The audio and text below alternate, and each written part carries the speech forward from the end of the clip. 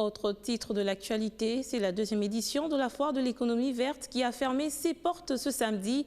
Toutes les potentialités ainsi que les retombées des ressources naturelles y ont été exposées.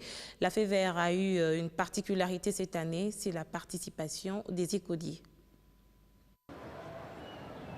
La RDC joue un grand rôle dans l'équilibre climatique. La protection et la conservation de son environnement est de ces faits une responsabilité commune où chacun est un acteur principal.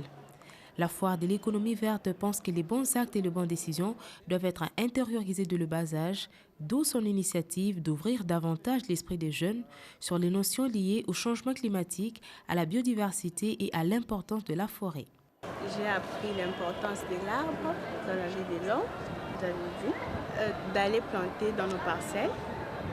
Et puis, cet arbre nous produira l'oxygène.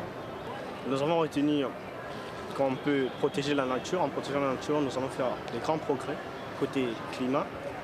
Je vais planter les arbres, comme on nous a dit ici, qu'on puisse planter les arbres pour lutter contre le réchauffement climatique. Je vais dire à papa qu'il ne faut pas détruire les plantes, il faut planter les arbres parce que les arbres nous fournissent de la respiration.